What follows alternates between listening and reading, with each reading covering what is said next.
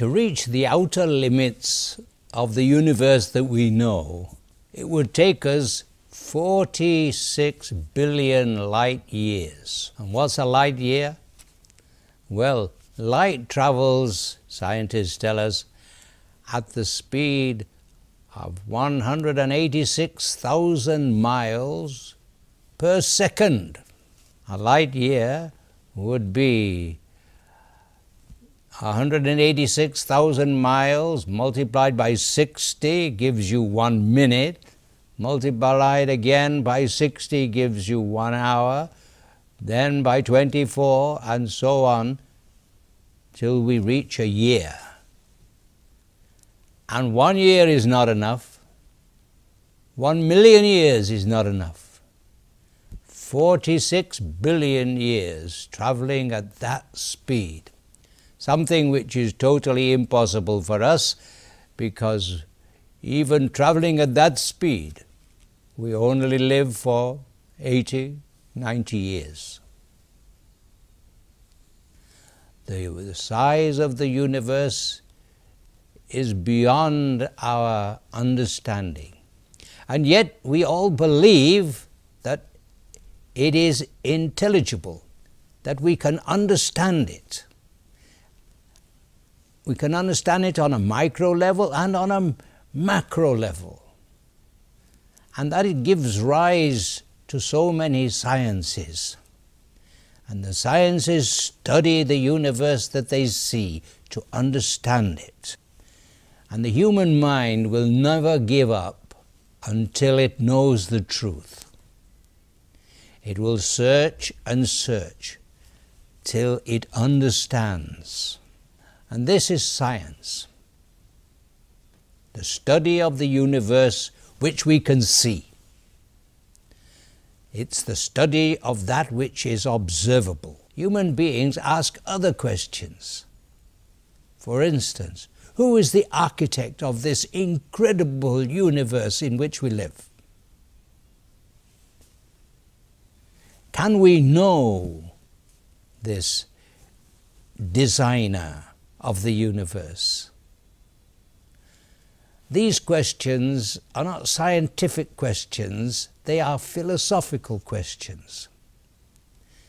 Because we can never see the designer of the universe, because he's not part of the universe. He has designed the universe. He is the architect of the universe. He is beyond the universe, transcendent. This is philosophy. It is not religion. It is a rational approach to try and understand the universe more and more. How it has come to be as it is now, and is there a cause for the whole universe? Is there an architect for this design? But all designs have an architect. All designs have a designer. When we try to contact this designer, then we enter into religion. In the past, people thought that the moon was a god, or the sun was a god, and they worshipped this and that, thinking them to be gods. But science has fortunately cleared the ground of this. But every nation has had its stories about how the world came to be. But there is one race in the world which was very special, had a religion, an approach to the creator of the universe, which was different from everybody else's. This race was the Jews, the Hebrews. Long before they wrote the Bible, they had a flourishing religion. In the beginning, they realized that their God was the mighty God.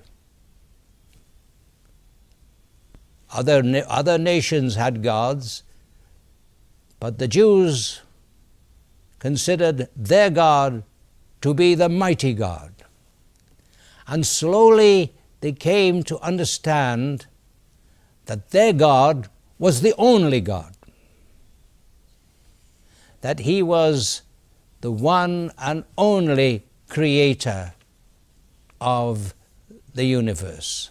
And this was their distinctive mark, so much so that they would recite this every day. Listen, Israel, the Lord your God is one. The Jews would recite this morning and evening, and it was always to be kept before their eyes. The Lord their God is one. There is only one God. And this was distinctive of the Jews. Every other nation had many gods.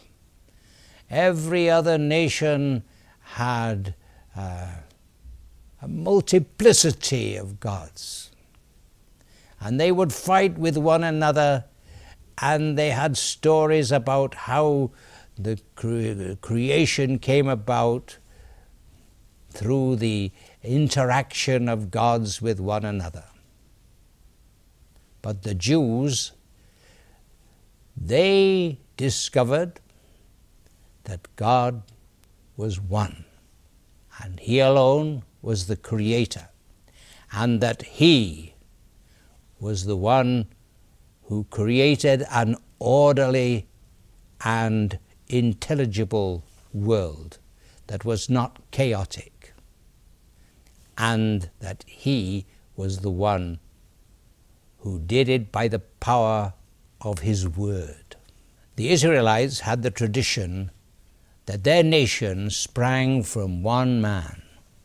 That man's name was Abraham, and that God had given them the land of Canaan, which became Palestine and Israel. Their history was in many ways a sad history.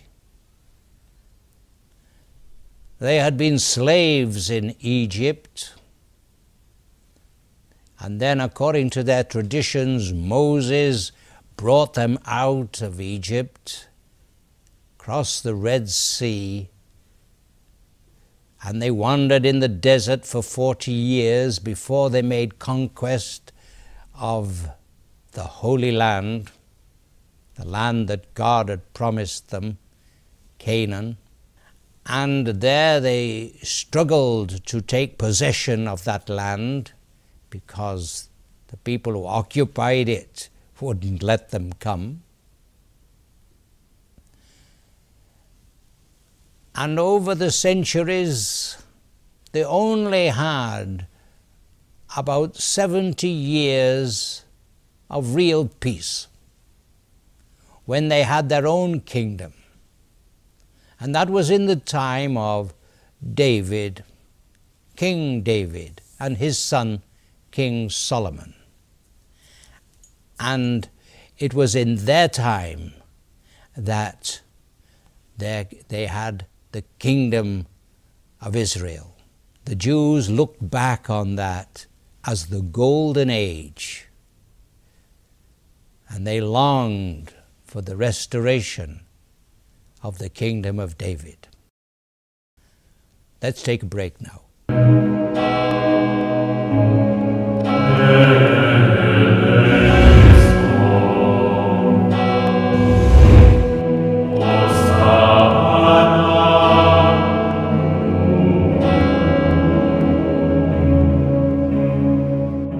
Welcome back.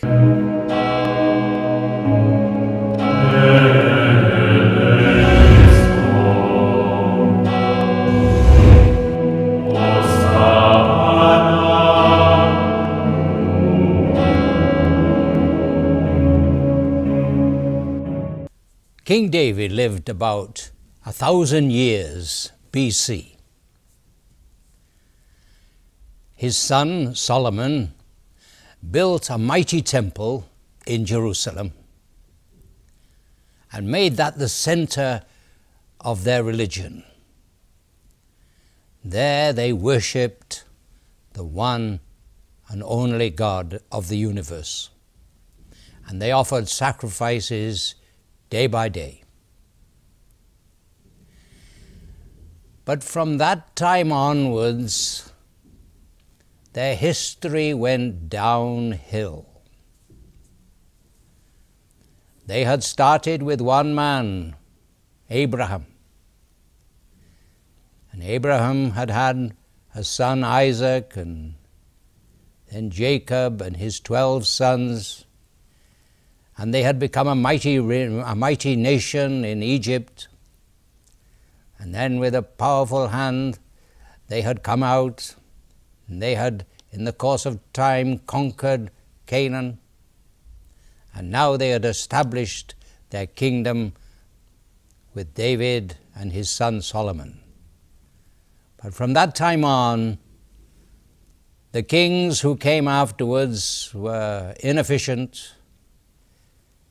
Their country was small, surrounded by mighty nations, and slowly everything deteriorated until in the year 587 the emperor of Babylon attacked Jerusalem for the second time, and this time he had no mercy. He broke down the walls of Jerusalem, slaughtered the population, burnt the city, and destroyed the temple that Solomon had built some 500 years before. And then those who remained he took as captives to his own land. They had now lost everything. The Jews had lost their own land. They had lost their city, Jerusalem, and they had lost the holy temple. And they were strangers and captives in a foreign land. And the Babylonians were the superpowers of the day. And they were an advanced race compared with the backwater Jews from Jerusalem.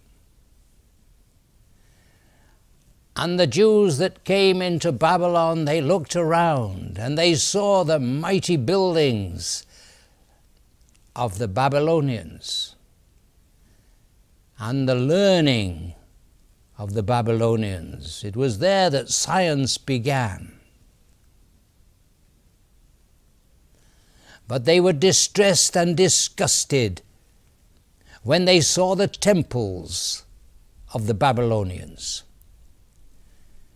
And when they heard their stories of creation, of gods and goddesses, and murders among them, and blood and slime making human beings, and they said,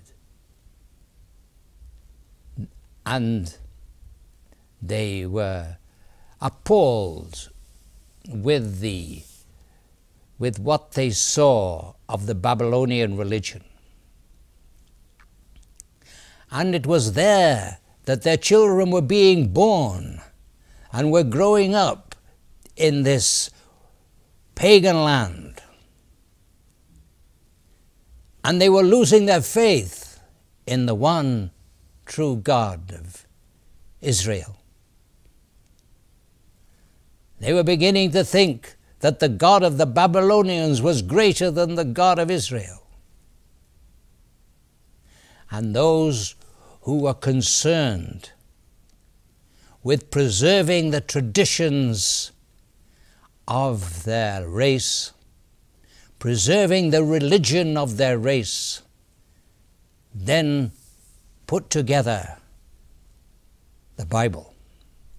So biblical scholars tell us it was during the time, or around the time of the Babylonian exile, that they wrote the major part of the Bible. And let us remember why they wrote it. They wrote it because their people were losing the faith and losing their links with their traditions. And the aim of the Bible was to strengthen their faith, that the people who had nothing now, there were no sacrifices, there were no priests offering their prayers, there was no temple, and they needed to remember that they were the chosen people of God, that God had entered into their history, and that He had preserved them and led them through so many vicissitudes of life. And He had brought them to the land of Canaan. And why were they here now in a foreign land as captives? Because they had not listened to the God of Israel. They had not obeyed His commandments. They had not fulfilled their responsibility towards the covenant. And as a result, they were suffering the penalty for their sins. And the Bible was written to increase and strengthen faith. It's not written to give us a historical account of what happened. It is a book, a religious book, and it was not written to be read. It was written to be listened to. The Bible is a liturgical book from its very beginning. It is a book that was read to the people in their gatherings for prayer. It was a book that was explained to them by their teachers. And it was written according to the need of the time, miraculously according to their way of thinking. They returned to their promised land of Jerusalem. They had never expected to return. But a new emperor with an enlightened vision overcame the empire of Babylon and sent them back to their own land, to build their own temple again and to have their own religion again. And they returned with great enthusiasm in the beginning. And the prophets came with them and encouraged them to go back and to build the temple and to establish the kingdom of David again.